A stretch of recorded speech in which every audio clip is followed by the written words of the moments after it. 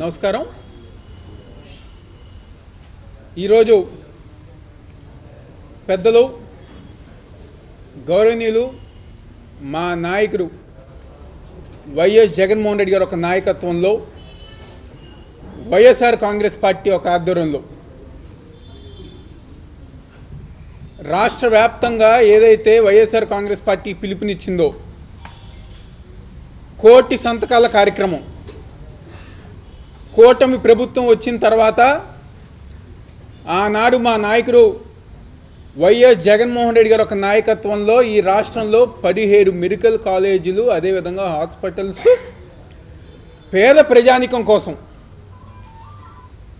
విద్యార్థులు ఒక ఉన్నతమైన స్థానానికి వెళ్ళే విధంగా డాక్టర్లు చదువుకునే విధంగా జగన్మోహన్ రెడ్డి గారు నిర్మిస్తే ఈరోజు కూటమి ప్రభుత్వం అధికారంలోకి వచ్చిన తర్వాత ప్రైవేట్ వ్యక్తుల చేతుల్లో పెట్టాలని చెప్పని వాళ్ళకు అప్పచెప్పి చంద్రబాబు నాయుడు, పవన్ కళ్యాణ్, బీజేపీ, లోకేష్ వీళ్ళందరూ గారా ఆ ప్రైవేట్ వ్యక్తుల దగ్గర నుంచి డబ్బులు దండుకోవాలని చెప్పని ఈరోజు ఆ మెడికల్ కాలేజీలు ఏదైతే ప్రైవేట్ వ్యక్తులకి చేతుల్లో పెడుతున్నారో దానికి నిరసనగా ఈరోజు ఎన్టీఆర్ జిల్లాలో ప్రతి నియోజకవర్గంలో గల పోస్టర్ రిలీజ్ కార్యక్రమం చేస్తడం జరిగింది.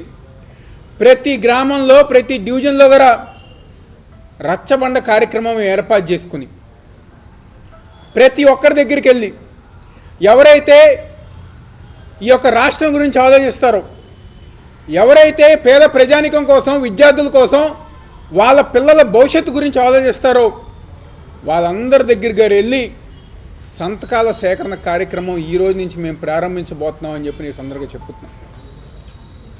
ఈరోజు చాలా బాధాకరం విషయం. ఎప్పుడో ఎన్నో సంవత్సరాల క్రితం ఈ రాష్ట్రంలో మెడికల్ కాలేజీలు ఉండాలని చెప్పని తీసుకొచ్చారు. మళ్ళీ అప్పుడు దాకా జగన్మోహన్ రెడ్డి గారు ముఖ్యమంత్రి అయ్యేదాకా ఈ రాష్ట్రంలో ఉంది కేవలం 12 మెడికల్ కాలేజీలు. జగన్మోహన్ రెడ్డి గారు ముఖ్యమంత్రి అయిన తర్వాత ఈ యొక్క 5 సంవత్సరాల్లో 17 మెడికల్ కాలేజీలు ఈ రాష్ట్రానికి తీసుకొచ్చారు. బయట మెడికల్ కాలేజీల దాకా కోట్ల రూపాయల ఫీజులు, లక్షల రూపాయల ఫీజులు కాదు. ఈరోజు ఎవరికైతే డాక్టర్ చదవాలని చెప్పని కోరుకుందో ఆ ఒక పేద ప్రజానికం పిల్లలు గారా మా పిల్లల్ని మేము డాక్టర్ చేసుకోవచ్చు అని చెప్పుకునే విధంగా ఈరోజు జగన్మోహన్ రెడ్డి గారు అలాంటి కాలేజీలు తీసుకొచ్చారు. ఈరోజు ఎంత సిగ్గుచేటి విషయం అంటే అధికారంలోకి వచ్చిన తర్వాత పులివెందల్లో మెడికల్ కాలేజ్ కట్టిన తర్వాత దానికి ఎన్నో సీట్లు వస్తే ఆ మెడికల్ సీట్లు గారా వద్దు అని చెప్పని తిరిగి పంపించిన నీచమైన ప్రభుత్వం ఈరోజు కూటమి ప్రభుత్వం. ఎందుకింత కక్ష పేద ప్రజానికం మీద? చదువుకోకూడదా?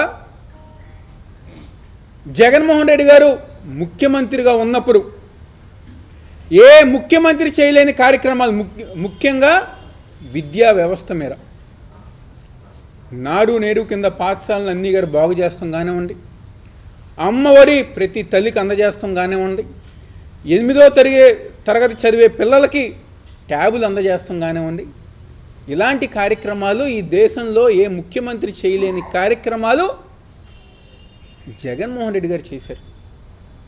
ఈరోజు మీరు ఏం చేస్తున్నారు? స్కూల్స్ బాగు చేస్తున్నారా? ఇంగ్లీష్ మీడియం పెడుతున్నారా? ఏం చేస్తున్నారు? పిల్లలకి ఉన్న అవకాశాలు గారా పిల్లలకి రానివ్వకుండా, చదువుకోకుండా వాళ్ళని ఇబ్బంది పెట్టే కార్యక్రమాలు ఈరోజు కూటమి ప్రభుత్వం, కూటమి నాయకుల ఆధ్వర్యంలో జరుగుతాయి. నిన్న మీరందరు గారు గమనించారు, హోంమంత్రి గారు మాట్లాడారు, స్పీకర్ గారు మాట్లాడారు. జగన్మోహన్ రెడ్డి గారు ఎలా వస్తారు, ఎలా ఏం చేస్తారు, ఏం చూపిస్తారని చెప్పని ఎగతాళిగా మాట్లాడారు. పోలీస్ వ్యవస్థను అడ్డు పెట్టుకుని ఆయన పర్యటన అంతగా ఇబ్బంది పెట్టాలని చెప్పని ప్లాన్లు వేశారు.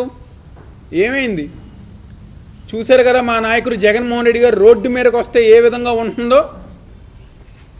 లక్షలాది మంది ప్రజానికం నిన్న జగన్మోహన్ రెడ్డి గారికి విశాఖపట్నం ఎయిర్పోర్ట్ దగ్గర నుంచి నర్సీపట్నం మెడికల్ కాలేజ్ దాకా పోలీసు వాళ్ళు పర్మిషన్ ఇచ్చారు, ఏదో లాంగ్ రూట్గా పర్మిషన్ ఇచ్చారు.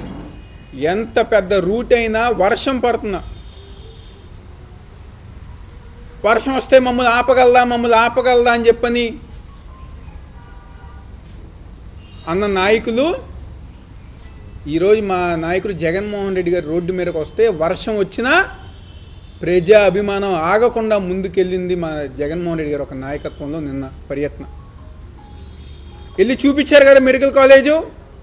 అదే మళ్ళీ జగన్మోహన్ రెడ్డి గారు కనుక ఈ 5 సంవత్సరాలు మళ్ళీ ఆయనే కనుక వచ్చుంటే మొత్తం మెడికల్ కాలేజీలు అన్నీ గారు పూర్తి చేసి,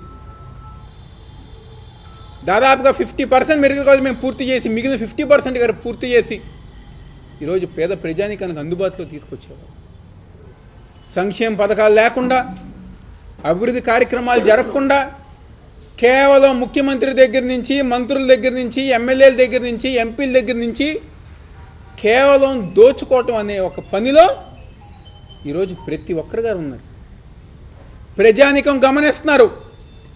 మీరు చేసే తప్పుడు పనులు, మీరు చేసే దౌర్జన్యాలు, మీరు చేసే బెదిరింపులన్నీ కూడా ఈరోజు ప్రజానికం ప్రతి ఒక్కరి గారు గమనిస్తున్నారు. ఈరోజు రాష్ట్రంలో ఎవరిని కదిలించినా, ఎవరిని అడిగినా ఎందుకు ఈ కూటమి ప్రభుత్వం మేము ఓటేసామా, ఎందుకు మాకు ఈ కష్టాలు మా అంతా మేమే కొని తెచ్చుకున్నామని చెప్పని ప్రతి ఒక్కరు అంటున్నారు. ఈరోజు మొన్న ఏదో గొప్పగా ఆటో సోదరులకి 15,000 రూపాయలు వేస్తున్నామని చెప్పారు. పాపం మా ఆటో సోదరులను కనుక్కుంటే ఏ ఒక్కరి గారు సవ్యంగా డబ్బు లేకుండా, తల్లికి వందనం అని చెప్పని మా నాయకుడు చేసిన కార్యక్రమం, అమ్మఒడి కార్యక్రమాన్ని మీరు పేరు మార్చి ప్రజానికంలోకి వెళ్ళినా ఆ రోజు మా నాయకుడు డబ్బులు వేశారంటే ఆ డబ్బులు 15,000 అలాగే వచ్చాయి.